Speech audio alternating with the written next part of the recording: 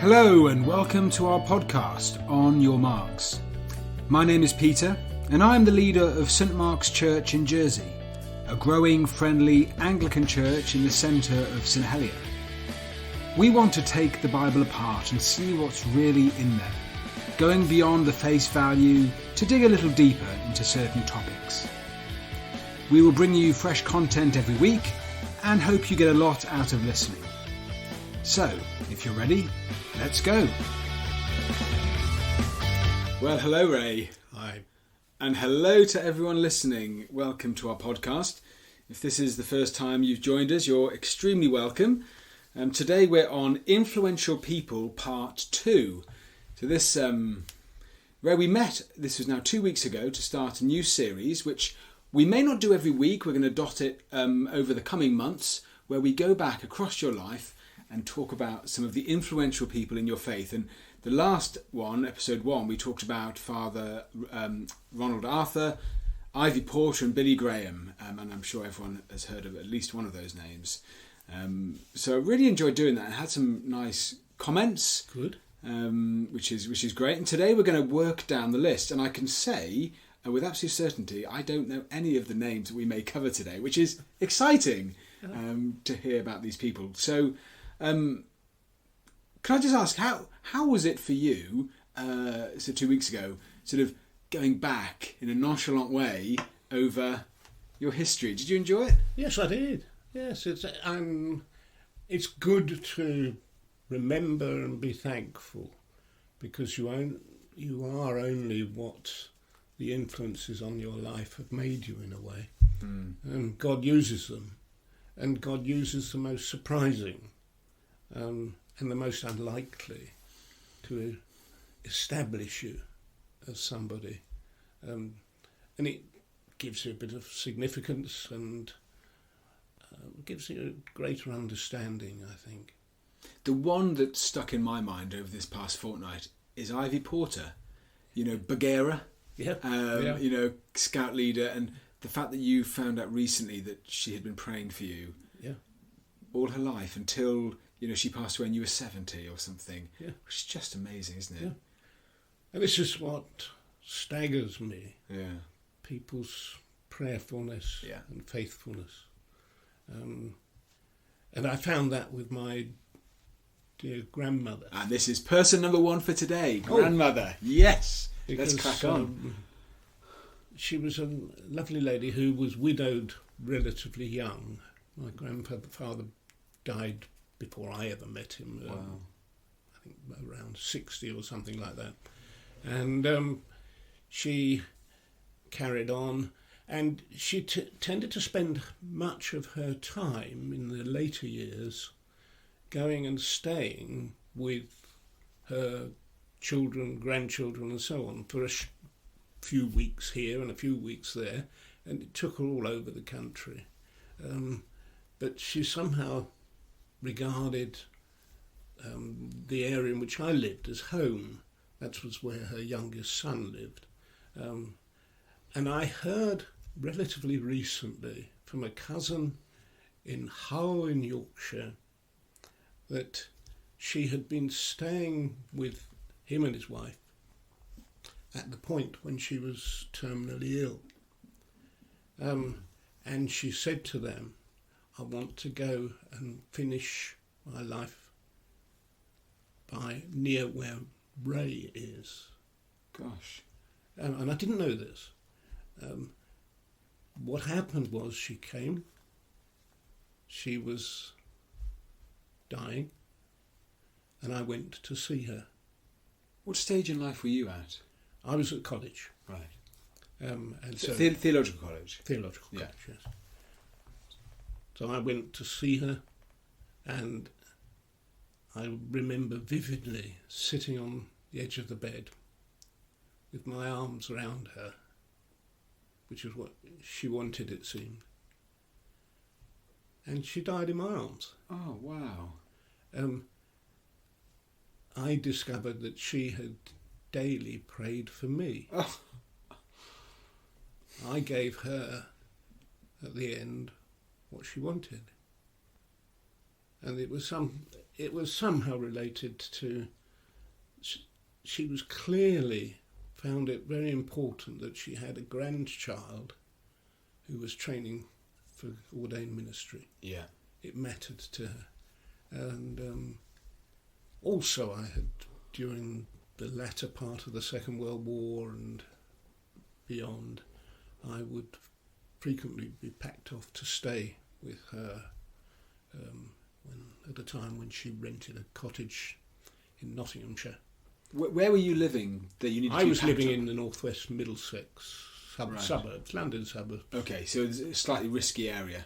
No, not really. No, it was fairly comfortable middle suburbia. Okay. With pockets of council housing and the like. I lived in. Okay, so were you packed away because of risk, or...? That was part of it, yes, Okay. certainly. And it was some of my happiest times in my childhood. But so that was something really special to learn and discover and participate in, be part of God's plan for somebody in their last moments. So when you look back at it now, is that like a beautiful moment? Yeah. Yeah. Absolutely. How old was she? She was 79, I think. Okay. And had it been expected? You knew she It was coming, but I think it all, a long and very arduous life caught up on her. She had 11 children. Wow. And with the multiple experiences of those children, a demanding life. Not an easy life Not at an all. easy life. But very much in my heart. But I went that last occasion. I managed to get out of college for somehow. Because I speak to so many people who have had significant grandmothers. Yeah, in faith. There's a huge number of people have somebody within the family unit who's been quietly beavering away in prayer for them. Yeah. And I've got several. I've got a cousin who's spent most of her life married. She was 81 yesterday, but she was in China working there, had a ministry there for many years, committed Christian, and others around, yes. Yeah. The role of family, so important, and quietly, as you said, I like that, beavering away in prayer. Yeah. Fascinating. So good. Yeah. Oh, what a lovely person to start off today's episode with. Next on my list, if we're ready to move on, Martin Parsons. Yes, dear Martin. He was the vicar at Emmanuel Northwood in my early years as a Christian, and was very influential on me. It was a time when I was considering ordination and eventually put myself forward for ordination and got turned down for ordination. But persevered for 4 years before I was able to see the bishop again. Very difficult bishop, went to his eternal reward eventually. But Martin was my vicar. Martin and Emily. Lovely couple. His wife would welcome you to the vicarage with open arms, always. Wasn't to shake hands, it was a big hug. So, yes, and I remember that he nurtured me in a, perhaps it might seem a strange way, but on Saturday afternoons, when I wasn't working, I would go and help in the garden with him. It was his day off, but he spent it with me, seeing me assisting in the garden every Saturday. And we finished with toast and Marmite. I'm one of those who has a taste for Marmite. Yeah, me too. And but he was an extraordinary man. He had a lovely family, and his eldest son, David, was my predecessor at my first appointment as a vicar in Suffolk. Oh wow, that's a nice link. So the connection went on. But he had been working earlier on with the church's ministry to Jewish people in Poland. Then also he was in Ireland for a while, but he somehow landed up in the suburbs of London, outer suburbs, Northwood, where his ministry of teaching and preaching impacted on me significantly. But I perceived beyond that and got to know him as a lovely man, a bit shy, and one who cared deeply for those who he felt responsible for. And during his ministry, I was not by any means the only clergy product of his ministry.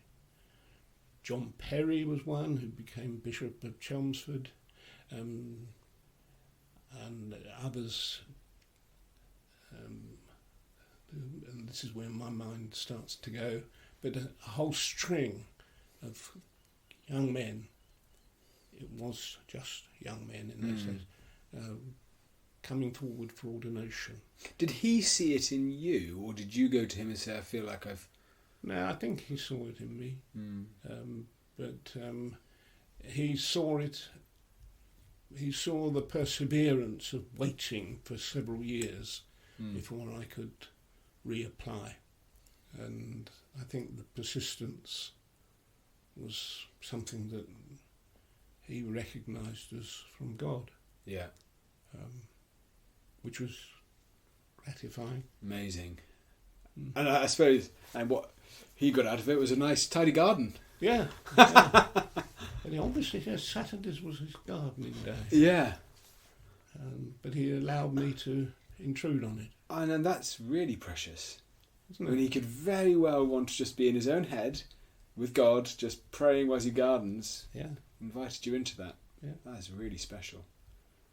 And it was he who recommended me to the patrons of St John's Woodbridge to follow his son as in my first job as a vicar.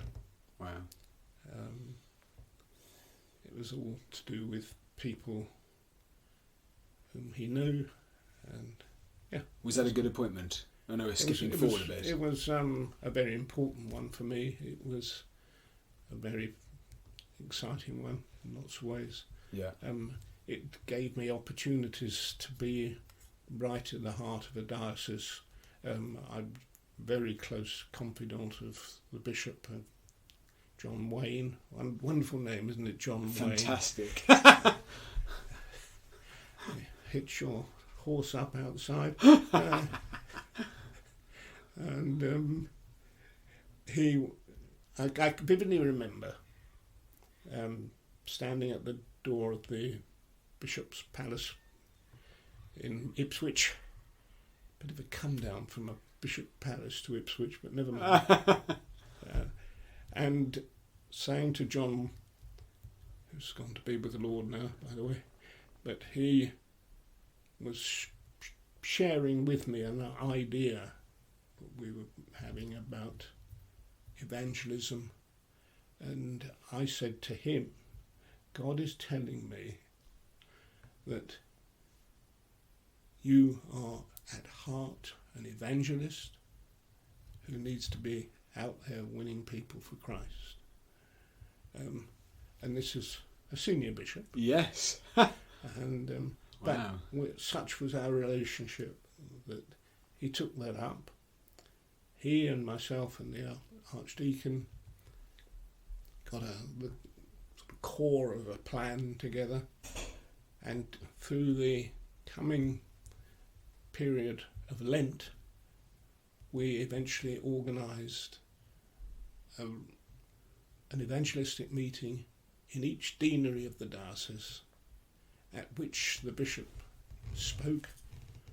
We organised all the surrounding details, and 4,000 commitments to Christ Wow. happened. Wow. And the whole diocese was turned upside down. Finances were transformed, and the whole thing was so exciting. Wow. Billy Graham, eat your heart out. Yeah. It was great. And as I say, that was my first appointment as a vicar. So, but John Wayne was the bishop. And John was my bishop. Yeah. And then I'm looking down the list. He's dead. Yeah. And we actually didn't have him on the list already. So how lovely to have but mentioned he him. was But that was a significant he moment. was another one. Yes. Yeah. Yeah. Nice. Oh wow, amazing. We wandered really from Martin Parsons Yeah. to Yeah. John Wayne, with whom it links. And the other one we mentioned was David Bubbers. Yeah. This will be the final person for today, David Bubbers. David was Martin Parsons' successor at Emmanuel Northwood as Right. vicar. It was he who conducted our marriage, so he was a special link, and who went on to be General Secretary of the Church Pastoral Aid Society. Right. Followed a string of people who I had known, from Canon Moen, T.G. Moen, back in when was it? A long time ago anyway, who was eventually followed by Tim Dudley Smith, who became a bishop in Thetford and Norfolk. And David Bubbers went on from Emmanuel to, as I say, be in charge of CPAS. Mm.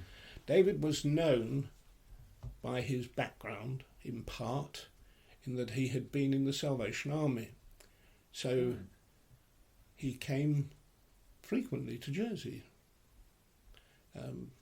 He used to come and do the week teaching at the place in St Brelard. Oh wow. What's the Methodist hotel?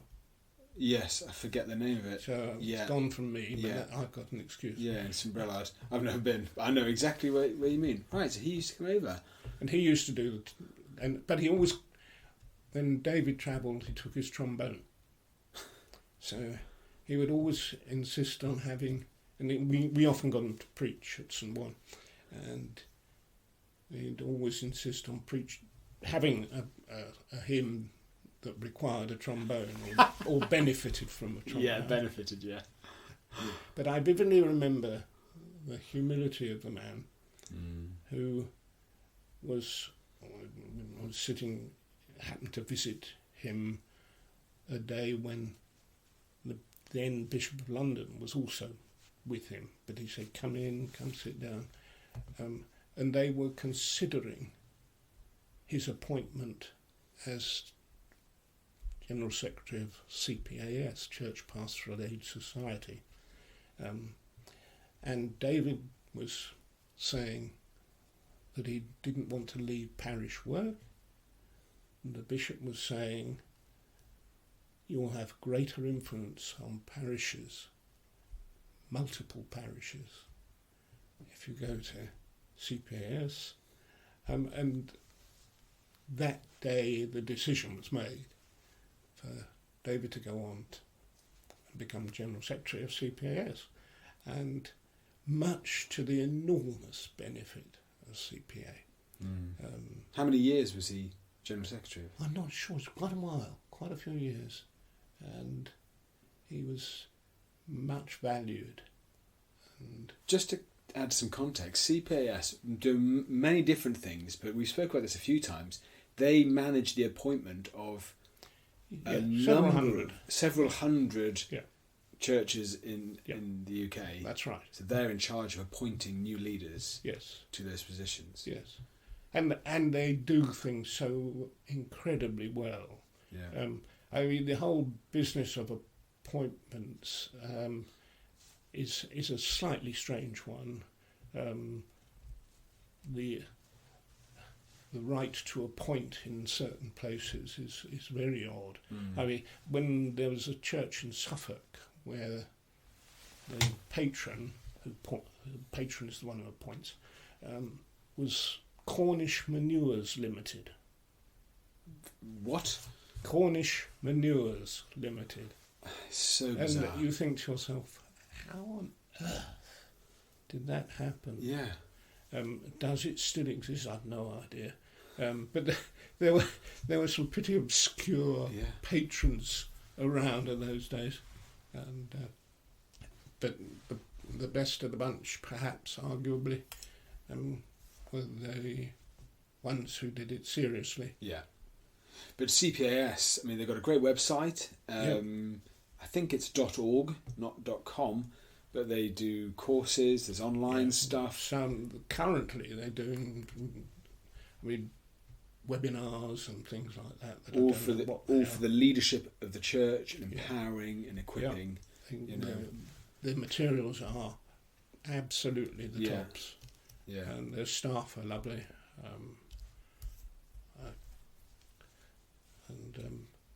I value them hugely. Just to wind back, just Emmanuel Northwood as a whole, how many years were you a member of that church? Well, I suppose from about 1956, 55, 56 to 1963, something like that. Okay. Yeah. And so Martin Parsons, was he, sort of he was half of the time? Roughly, yes. And then David Bubbers for the second half. Yeah. And when you left Emmanuel Northwood, it was because you left to go to theological college? Well, no, I remained part of Emmanuel. I saw myself as belonging still to a home church. Right, okay. And that was still my home church. And because Oak Hill, it was in the suburbs of London, north, and Emmanuel was northwest, I still, during holidays and the like... Right, you went back to Emmanuel Northwood. Went back home. Right, got you, okay. So when you left Emmanuel Northwood, so Oak Hill was the theological college, but when you left Emmanuel Northwood, it was to take up your my first role as a curacy. Yes. Ah, right, okay. In Moss Side, Manchester. Gosh, so, I mean, Emmanuel Northwood, two very influential people, foundational in, developing your faith from this earlier stuff, and then projecting you forward through theological college and beyond. Yes. Wow. And the first afternoon, following my ordination, my vicar asked me to go and help move a piano. I've arrived! Oh, that's hilarious. That's probably a good experience though, because that's the reality. Often you do find yourself doing stuff. And and then the following day after that, I went to see somebody following a bereavement, and I visited the family in the kitchen, and on my way out afterwards, they said to me, "You would like to see Mrs. White, wouldn't you?" And I had no idea that one is expected to go and make suitable remarks about the dead person laid out in the living room. Whoa! I mean, that's going to be rare these days. Probably. Yes. Yeah. Wow. And you did, obviously. Yeah. Yeah. Oh, yes. Well, No, I didn't say that. What did I say? I've no idea. Probably something about looks so peaceful. Peaceful. Yeah. Oh, good grief! That hasn't happened to me. Immediately, the multiplicity of tasks, and the range of things within the first 2 days. And,